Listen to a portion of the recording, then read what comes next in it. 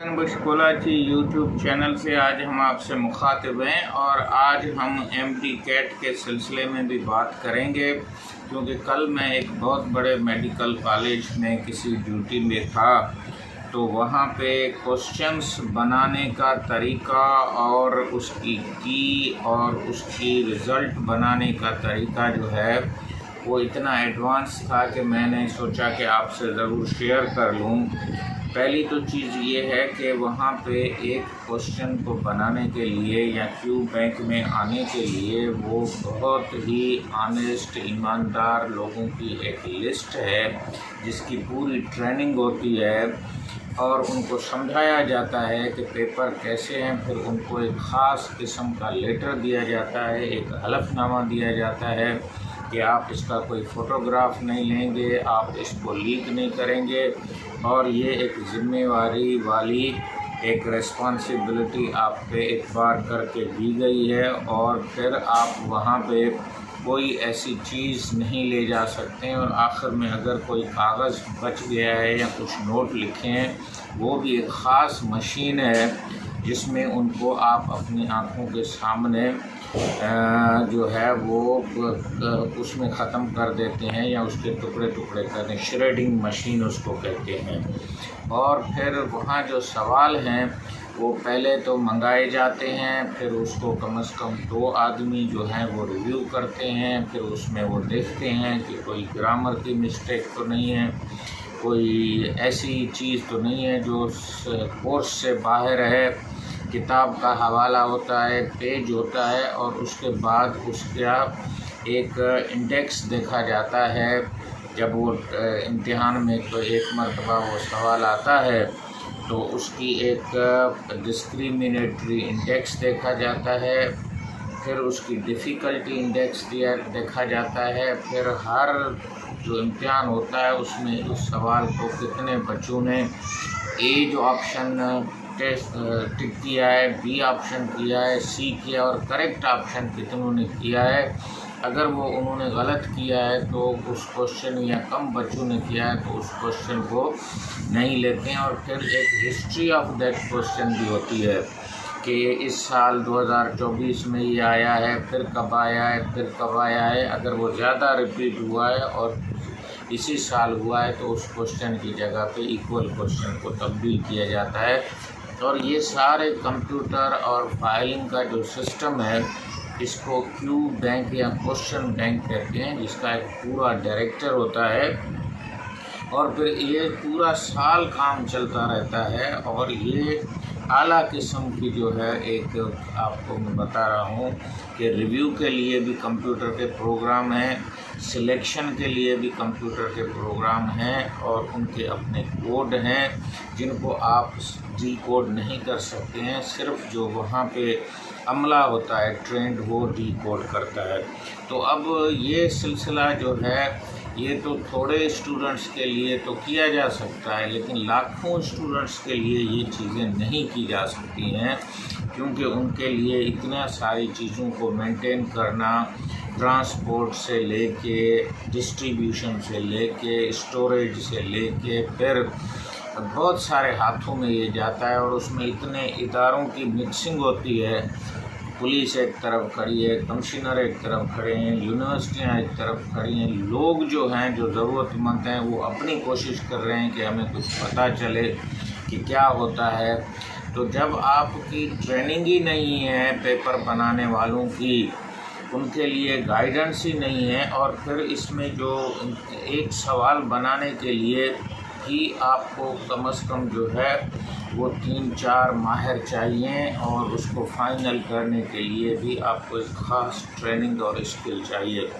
तो मेरे ख्याल में ये हमारे इस सिस्टम के बस में नहीं है, ना पीएमडीसी के बस में है, ना जो है वो डाउ यूनिवर्सिटी के बस में है। यूएचएस वाले हो सकता है कि वो किसी तरह से करें, लेकिन ये की के मसाले नहीं ख़त्म होंगे जब तक आप उस लेवल पे और उस स्टैंडर्ड पे नहीं जाएंगे। तो आप कितने भी इम्तिहान ले लें उसमें आपको ग्रेस मार्कों का मसला रहेगा, और यही हमारे साथ जुल्फ़ार अली शहीद जुल्फ़ार अली भुट्टो मेडिकल यूनिवर्सिटी इस्लामाबाद में हुआ है, डाउ में हुआ है, पिछले साल हमारे पास KMC में हुआ था, बलूचिस्तान में हुआ था। ये हैरान कुन बात है कि जो डेवलप्ड प्रोविंसेस हैं या शहर हैं, इस्लामाबाद और कराची पाकिस्तान के डेवलप्ड हैं, वहाँ पे ये क्राइसिस ज़्यादा हो रहा है। और जो बैकवर्ड इलाके, क्योंकि वहाँ उनकी तादाद थोड़ी है और वहाँ कम्युनिकेशन का सिस्टम और टेक्नोलॉजी की एप्लीकेशन कम है, इस वजह से वहाँ कंट्रोल किसी हद तक होता है। अब यहाँ पे कंट्रोल करना बड़ा मुश्किल है। तो आपको ये जिस तरह इंडिया ने यूनिवर्सिटियों को छोड़ के एक टेस्टिंग एजेंसी जो है नेशनल टेस्टिंग एजेंसी NTA को दिया है, जो भी मामले होते हैं वो उसके हवाले हैं। यूनिवर्सिटियाँ अपना काम करती रहती हैं, कोर्टों में भी वो जवाब देते हैं, स्टूडेंट्स भी उनके ही ख़िलाफ़ जो है वो बातें करती हैं। यूनिवर्सिटियों के वाइस चांसलर और PMDC और इंडियन मेडिकल काउंसिल जो है वो इसमें नहीं पड़ती है। तो मेरे ख़्याल में इस मॉडल को हमें देखना चाहिए। अब आ जाते हैं कि इंडिया में भी यही पेपर लीक हो रहा है कि ठीक नहीं है, कोर्टों में जा रहे हैं, पाकिस्तान में भी ये जा रहे हैं।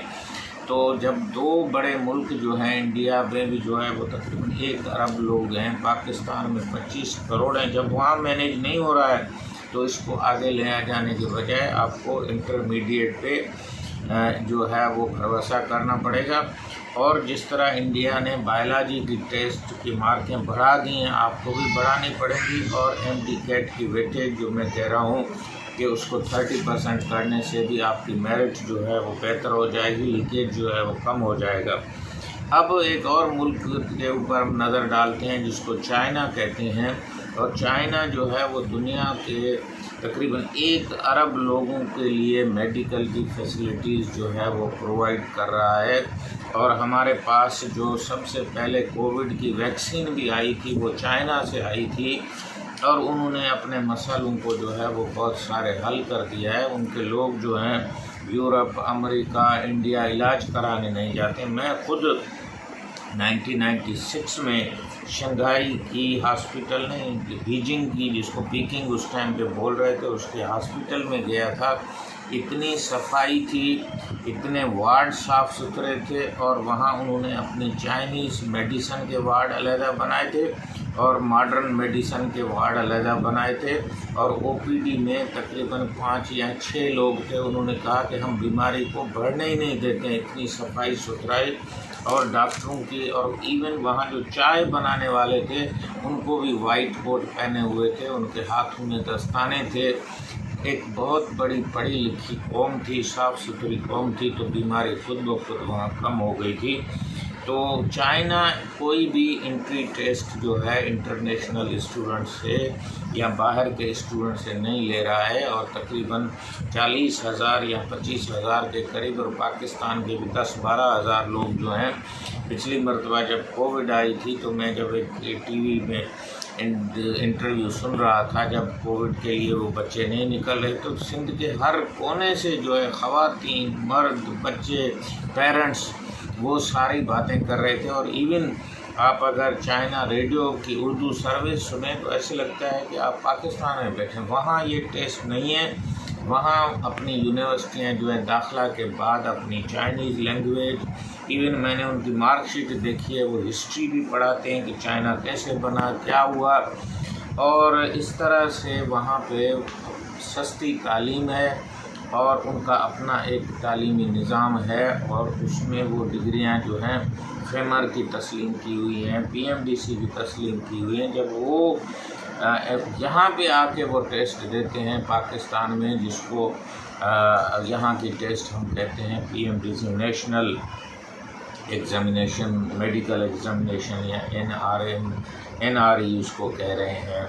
तो अब जब चाइना जैसा बड़ा मुल्क जो है, जो 1 अरब मुल्क है, हमसे कोई 5 गुना बड़ा है, वो जब टेस्ट नहीं करा रहा तो हमें कराने में और इतनी तकलीफ़ उठाने में क्या ज़रूरत है। तीसरी बात ये है कि जो UAE है, उसके जब शेख ज़ैद हॉस्पिटल लाहौर में मौजूद है, तो इसकी एक कैंपस जो है वो हमें दुबई में कायम करनी चाहिए। और इसी तरह इंटरनेशनल यूनिवर्सिटीज़ की कैंपसेस या हमारी यूनिवर्सिटी की कैंपसेस मिडल ईस्ट में और इवन चाइना में भी हमें कायम करने के लिए, जब हम जो है वो सी पैक बना रहे हैं। तो चाइना का जो बॉर्डरिंग इलाका है हमारा, जो नॉर्दर्न एरिया से मिलता है, पंजाब से मिलता है, वहाँ एक बहुत बड़ी कैंपस जो है वो बनाई जा सकती है और पाकिस्तानी बच्चे जो हैं वहाँ तालीम ले सकते हैं। इसी तरह हम यूएई, दुबई, सऊदी अरब और इवन यूके और दूसरी जो मलेशिया की मैं यूनिवर्सिटी देख रहा था, वहाँ पे भी उन्होंने जो नॉन मेडिकल वाले हैं उनको जो है वो अलाउ कर रहे हैं कि वो मेडिकल में आ सकते हैं। और इसी तरह से बहुत सारी नई फील्डें हैं जिसमें वो डिजिटल हेल्थ की एक पूरा कोर्स चला रहे हैं और फिर बीबीए हेल्थ मैनेजमेंट कोर्स चला रहे हैं। तो हमारी यूनिवर्सिटियों को भी चाहिए कि सिर्फ एमबीबीएस की बात के अलावा दूसरे कोर्स भी जो हैं वो इसी टेस्ट के बुनियाद पे उनको ऑफ़र करें और वो भी जो मेडिकल से रिलेटेड हों, जिसमें बायोटेक्नोलॉजी है, जिसमें वेटनरी साइंसेज है। हमारे पास जो वेटनरी साइंसेज है वो एग्रीकल्चर यूनिवर्सिटी कर रही है, जबकि हमारे पूरे एक्सपेरिमेंट लेबॉर्ट्रियाँ जानवरों से भरी हुई हैं। तो वेटनरी साइंसेज की जो फील्ड है उसको भी यहाँ ले आएँ। पब्लिक हेल्थ की बड़ी फील्ड है उसको हम ले आएँ। बहुत सारी यूनिवर्सिटियाँ अब BS-PH करा रही हैं, DPT करा रही हैं। तो ये सारे कोर्सेज जो हैं ये एट ए टाइम पे हमें अलाउ करने चाहिए और पाकिस्तानी जो मेडिकल का सिस्टम है उसको लिंक करें हम SDG से और यूनिवर्सल हेल्थ कवरेज से। यूनिवर्सल हेल्थ कवरेज का मतलब है विदाउट फाइनेंशियल हार्डशिप, किसी को भी पैसों की अगर कमी हो तो उसको क्वालिटी हेल्थ केयर मिलने में कोई कमी नहीं हो, जिसको UHS कहा जाता है।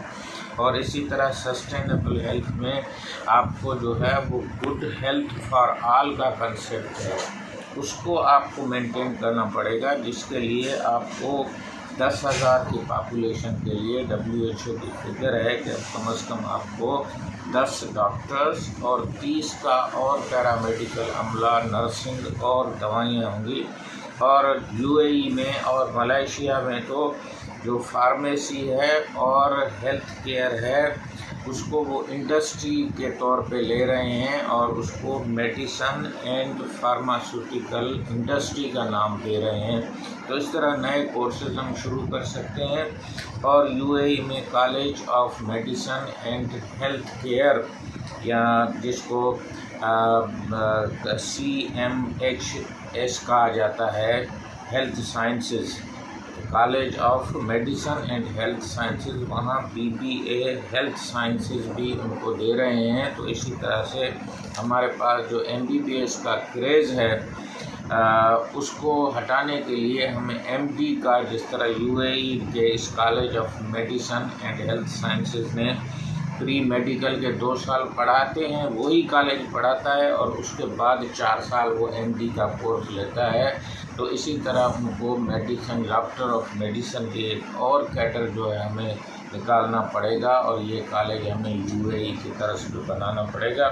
स्कॉलरशिप जो है वो प्राइवेट सेक्टर को, गवर्नमेंट सेक्टर को दें, उसकी फ़ीस कम करें, सीटें बढ़ाएं और वेटेज जो है वो MTCAT का जो है वो कम करें। और कोर्टों में जाने से ना इंडिया में मसला हल हुआ है, ना पाकिस्तान में हल हुआ है, हमें चीन के मॉडल पे जाना पड़ेगा और इस टेस्ट को हमें छोड़ के बोर्ड को और मैट्रिक की इम्तिहानों को बेहतर करना पड़ेगा। उम्मीद है डॉक्टर हुसैन पंचकूला जी यूट्यूब चैनल से आज आपको नई मालूमात मिली होगी। और ये जो पेपर सेटिंग का जो मामला है, क्यू बैंक का जो क्वेश्चन बैंक का मामला है, ये पूरी साइंस है। इसके लिए पूरा बजट चाहिए, माहिर चाहिए, ट्रेनिंग चाहिए, रिसर्च चाहिए। सिर्फ पोस्ट हाथ से PMDC का मसला नहीं हल होगा। और इस टेस्ट को साल में 1 मरतबा क्यों ले रहे हैं, जब अमेरिकन मेडिकल, जिसको MCAT कहते हैं, वो साल में चल रही है, तो इसको भी चलने में कम से कम 2 मरतबा इसको करें, ताकि एक टेस्ट में अगर कोई मसला हुआ है तो वही बच्चे जो हैं अपना मार्कें इम्प्रूव करें, ग्रेड इम्प्रूव करें और वो जाके दूसरी टेस्ट में हो। इसी तरह से मेडिकल की जो इंडक्शन है साल में 1 मरतबा हो रही है, वो UAE की तरह हमें अप्रैल में और सितंबर में 2 मरतबा करनी चाहिए। और इस तरह से हम जो है वो बच्चों को आसानी भी दे सकेंगे और हमारे मेडिकल सिस्टम में जो ख़राबियाँ हैं उनको भी कम कर सकेंगे। डॉक्टर हुसैन मशगुला के यूट्यूब चैनल पर आप कमेंट्स करें, लाइक करें और बताएं, पर्टिकुलरली हैदराबाद के, सिंध के बच्चे बताएं कि उनको जो है वो जो नम्स में उन्होंने टेस्ट दिए है उसमें वो अप्लाई करें। आगा खान के टेस्ट में उस पर कोई जो है कदगन नहीं है, उस पर वो अपने अप्लाई करें। और PMDC से भी हम गुजारिश करेंगे कि फ़ीसों को कम करें और मेडिकल की जो लोकल टेस्ट है वो मेडिकल कॉलेजेस को अलाउ करें और दाखिला में देर ना करें। और कोर्टें भी लोकल टेस्ट और MD कैट की वेटेज को कम करने का फ़ैसला दें। खुदा हाफ़िज़।